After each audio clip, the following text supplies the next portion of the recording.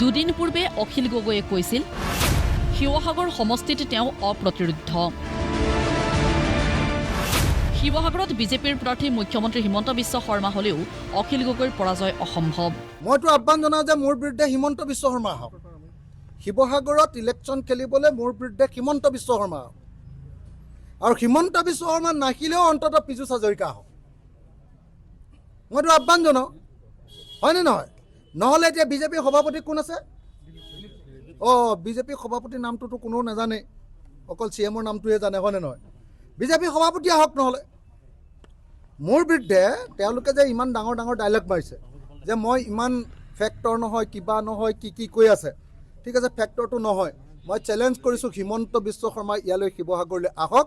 মই হিমন্ত বিশ্ব শৰ্মাক থিয় হৰুৱাই দিম ইয়াত। অখিল গগৈয়ে ক'লে এবাৰ মুখ্যমন্ত্ৰীৰ পাল। অৱধাৰিতভাৱে মুখ্যমন্ত্ৰী হিমন্ত বিশ্ব শৰ্মাৰ পৰাও আহিল চোকা প্ৰত্যুত্তৰ। অখিল গগৈ কোন? অখিল গগৈ কোন?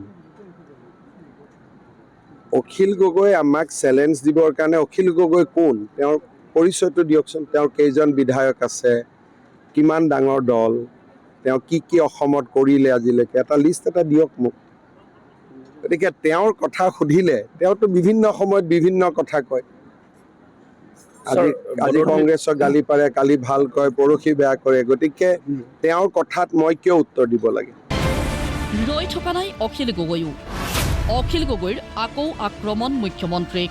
সাংবাদিকক একদম জেল দিব লাগে। কাৰণ কেলে মানুহটো যিটো মানুহৰ পৰা পলাই ফুৰিব খোজে, যিটো মানুহৰ পৰা আঁতৰি থাকিব খোজে, যিটো মানুহৰ নাম শুনিলে তেওঁ টেনচন হয়, যিটো মানুহৰ নাম শুনিলে তেওঁ ঘৰত সোমাব নোৱাৰে, গৈ নেকি তেওঁ খেদে, হয়নে নহয়? সেই মানুহটোৰ নাম হকে বিহকে আপোনালোকে যদি কৈ থাকে, হিমন্ত বিশ্ব শৰ্মাইটো ক'বই লাগিব যে কোন অখিল গগৈ। নহ'লে কাৰণ মোৰ বিষয়টোত সোমালে তেওঁ এটা কথা জানে যে মোক সেইটোৰ পৰা তেনেকে যেনে তেনে কাটি খাই আহিলে ভাল, মোক কিবা এটা কৈ দিলে মই তেওঁৰ ওপৰত 10টা কথা কৈ দিম। মানুহটো একদম চেন্সলেছ হওঁ অৱস্থা।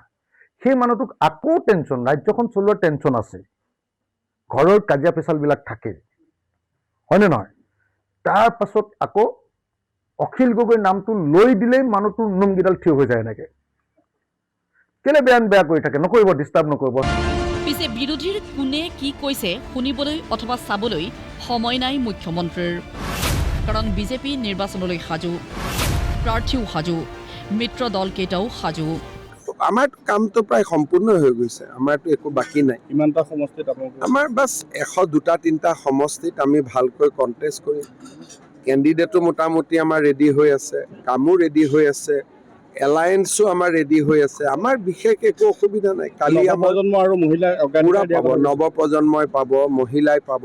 আগতকৈ নৱপ্ৰজন্ম আৰু মহিলা দুয়োটাৰে সংখ্যা বাঢ়িব। এতিয়ালৈকে AGPৰ লগত কথা হোৱা নাই, কিন্তু বিজেপিয়েতো প্ৰস্তুতি চলাই আছে। কিন্তু কথা পাতিব লাগিব।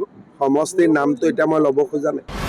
বিৰোধীৰ কথাবোৰক ৰীল আখ্যা দি মুখ্যমন্ত্ৰীৰ প্ৰশ্ন, বেলেগ কাম এৰি দিনৰ দিনটো এতিয়া ৰীল চাই থাকিব লাগিব নেকি? আপোনালোকে মোক এজনে সুধিব বদৰুদ্দিনে এইটো কৈছে, এজনে ক'ব অখিলে এইটো কৈছে, এজনে কৈছে কংগ্ৰেছে এইটো কৈছে। তাৰমানে মই গোটেই ৰাতি কাম বাদ দি ৰীল চাই থাকিব লাগিব কোনে কি কৈছে। ৰীল চাই থকাটো মোৰ কাম হ'ব পাৰে জানো? মই কথাটো কি কৈছোঁ যে আপুনি যেতিয়া মোক এই প্ৰশ্নবিলাক কৰে, প্ৰথম মই এতিয়া ৰাস্তাত যাওঁতে ফেচবুক আৰু ইনষ্টা চাই যাব লাগিব। নহ'লেতো মই বুজি নাপাম এইবিলাক কোনে কি কৈছে। গতিকে যিখিনি কথা ৰাজহুৱাভাৱে কোনেও শুনা নাই, দেখা নাই, বাতৰি কাকতো উলিওৱা নাই, টিভিটো হেডলাইন হোৱা নাই, তেনেকুৱা কিমান কথা মনত ৰাখিব। মঙলবাৰে হোজাই, লামডিং আৰু বৰপেটাত মহিলা উদ্যমিতা আঁচনিৰ চেক বিতৰণৰ শুভাৰম্ভ কৰিলে মুখ্যমন্ত্ৰীয়ে।